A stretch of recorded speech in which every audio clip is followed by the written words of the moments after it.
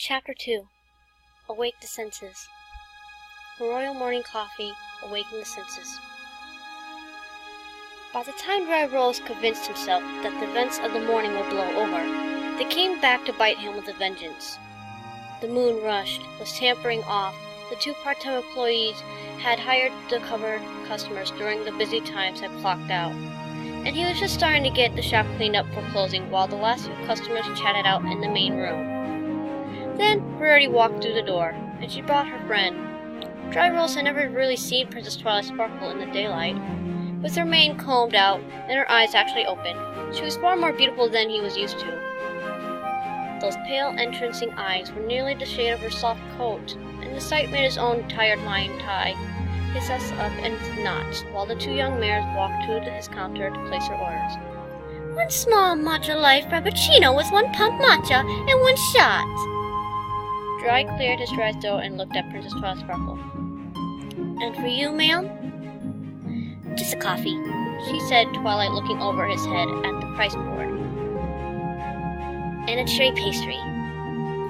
"All out of cherry pastry." Dry Rose bit his bottom lip in order to avoid adding any additional commentary. Twilight Sparkle shrugged.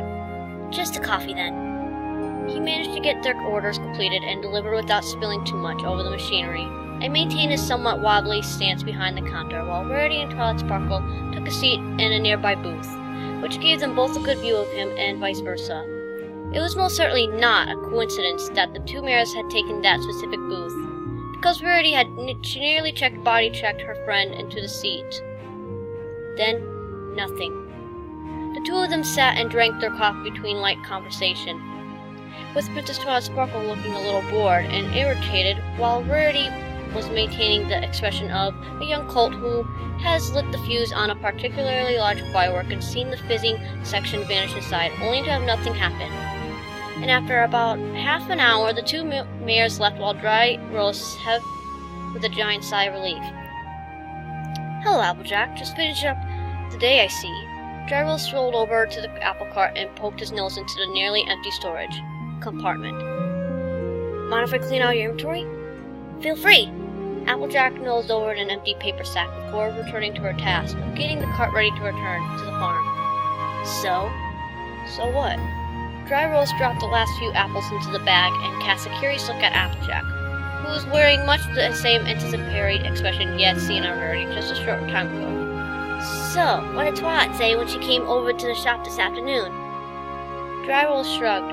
"Nothing really. She ordered a coffee." "Ah, I knew it. Rarity had this darn fool idea that Twilight was having some sort of sneaky love affair with you. Plum near talked my ear off about it." Applejack took off her hat and swatted it against her foreleg to knock some of the dust off of it. "Sorry about them apples being a little small and wrinkly. They got pickled over some fierce today, so how about the 2 bits for the lot?" "Sounds good." Dry Rose floated over to the Applejack's cart cash box. Before he could get away, the farmer coughed once into a hoof. "So, what do you think of her?" "Rarity?" Dry Rose shifted uncomfortably. "She's nice, I suppose." "No, I mean Twilight." Applejack moved a little closer and fixed him with a penetrating stare. "Princess Twilight." "She's fine." Now it was Dry Rose's turn to cough into a hoof. "She's fine. I mean, she's okay. We didn't talk very much. She's pretty quiet." Applejack's expression turned skeptical. "You know, I've heard Twilight called a lot of things, but quiet ain't one of them." "Well, normally she kind of sort of mutters into the floor, but I've gotten pretty good at it." Dry Rose stopped talking when Applejack's eyes lit up. "So you have talked to her before, even though you done told us that you didn't." Dry glanced around the closing marketplace and hefted his pressure case. "Well, I gotta go, Applejack. It's been nice talking to you. Bye." It was a fairly short walk back to his small house, and Dry Rose's lanky form and brisk stride made the distance pass a rapid rate. A quick glance around while unlocking showed no pursuit, which was both good and expected because Applejack was a very logical pony, and chasing him through town with an apple cart behind her was not a very Applejacky thing to do. Pinkie Pie, yes. After closing the door behind him, Dry Rose took a deep breath and relaxed. The comfortable comfortable house he shared with his little brother, Raincheck, was an island of a safe in a world filled with dangerous things. One of whom, actually 5 of whom, who would have an unusual amount of curiosity about Twilight Sparkle, and whichever stallion was touching her on the lips. He had briefly considered the consequences for the first time. The beautiful unicorn caught him in a coffee-fueled lip lock over a year ago, but he had to put the idea behind him as a fluke. About the 5th time, he had entertained the polite fantasy that perhaps the purple powerhouse was merely faking her sleep, and the kisses were some sort of experiment. Around the time, he had lost track of the number of nocturnal, no-nookie visits. Troy had decided to simply go with the flow and enjoy it. Then, Twilight Sparkle became Princess Twilight Sparkle, and the kisses had taken on a certain intensity. The first night his establishment had been graced by Her Highness, the Purple Princess, a powerful puckering dry rose. Well, couldn't remember most of the next several days. Repetition and a strict exercise freaking at both biceps. Jim had increased his stamina to the point where he almost never collapsed on the floor anymore, and the meditation exercises had helped keep his brain from burning out afterwards. His linking form had filled out while an unexpected muscle and other young fillies in town had started to notice his flanks, so the health benefits were multi-purpose. But when Tyrek returned, even all his new muscles could not keep him from a chipped tooth. Twilight before dawn 7 nights in a row after that did not help. By that time, Princess Twilight Sparkle had gotten a coffee maker and her new castle. Paid 5, thankfully, townsfolk, including Dry. He was about ready to have a nervous breakdown, but thankfully, the next dawn had broken without a twilight, and his rather odd, erratic routine returned. Until today. Worrying about it would not help. Dry Rose yawned, feeling vaguely guilty about skipping out on his afternoon cardio and self-defense class at the gym, but excused it under the excuse of mental exercise instead. He checked the book collection in the divided box by the front door, moved the last one he had finished into the return to library section, and picked one at random out of his brother's collection. It was going to be a nice afternoon to read, so after heading upstairs, he settled down in the reclining chair on the balcony next to his telescope. He relaxed even though the book turned out to be a Griffin romance, or maybe a book on combat. It was difficult to tell the subtitle differences without counting bodies. The sun was warm, and the day pleasant with a gentle breeze from the south, and a distinct sensation of being watched. He ignored it for a few minutes, then looked over his shoulder to see a familiar, colorful Pegasus crouched at the end of the balcony, just a short distance away. What are you doing? Rainbow Dash at least had a good manners to look embarrassed at being caught, but she stammered for a second and replied, Reading over your shoulder, of course. I love that book. He held a hoof over the cover. So, what am I reading? Rainbow Dash's eyes flickered from side to side. Daring Do? Dry flipped the book over to show the 2 griffins in the cover locking breaks. So, what are you really doing, Rainbow? Well, she took a quick breath. I was just curious. About you and Twilight. The words came out in a rush and kept coming. I mean, you're out here by your telescope, and Twilight's over there in the castle with her telescope. And I thought, telescope? Dry looked up at the sparkling crystal castle and caught a suspicious glint of light from the upstairs balcony. Yeah, she's been acting all weird since Reddy told us about her eclectic love affair with some stallion from a coffee shop. Since you work at the coffee shop, I thought I'd watch you and see if I could spot the guy. Rainbow floated up a short distance and looked around. So, do you see him? Resisting the urge to plant a hoof against his forehead, Dry replied just calmly and firmly as he was able. I'm not having an illicit affair with the princess, Twilight Sparkle. Oh. Dry could almost see the unaccustomed idea travel through Rainbow Dash's head until both of her eyebrows went up. Oh, so it's you! No! Snapped Dry Rose. Coffee! She gets coffee! That's it! It was amazing how Dry Rose could freely see the words bounce off his target.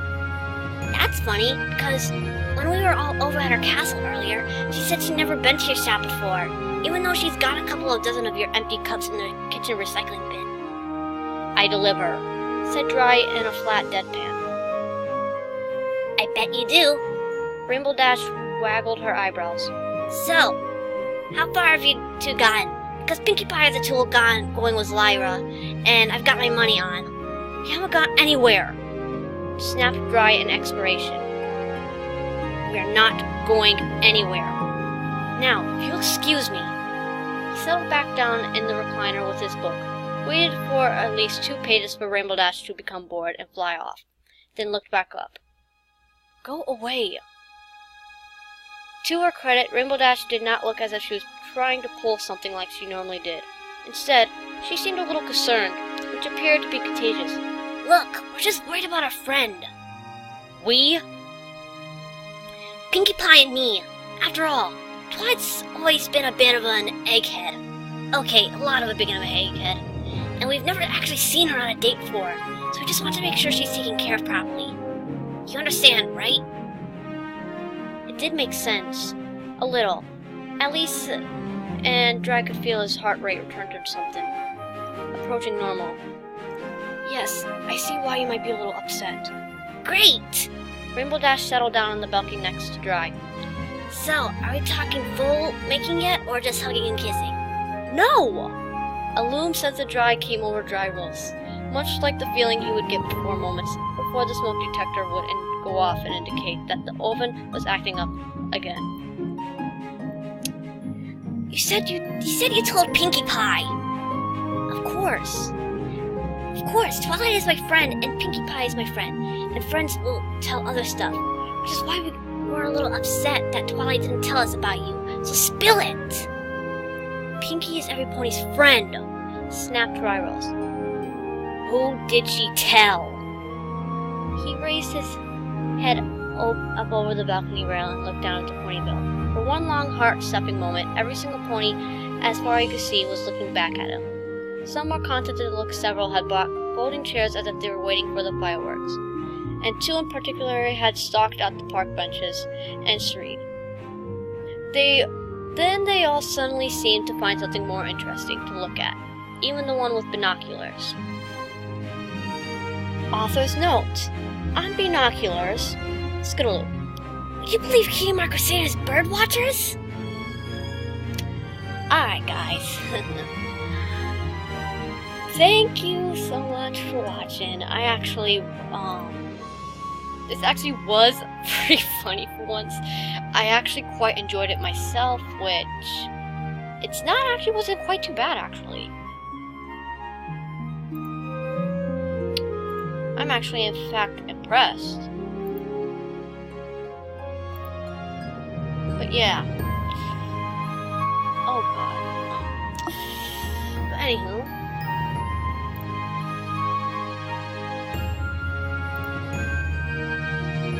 But yeah.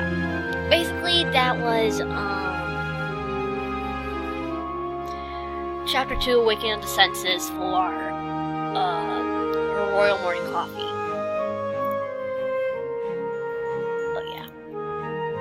Again, I'll leave a link down in the description down below to let you guys read it if you guys want.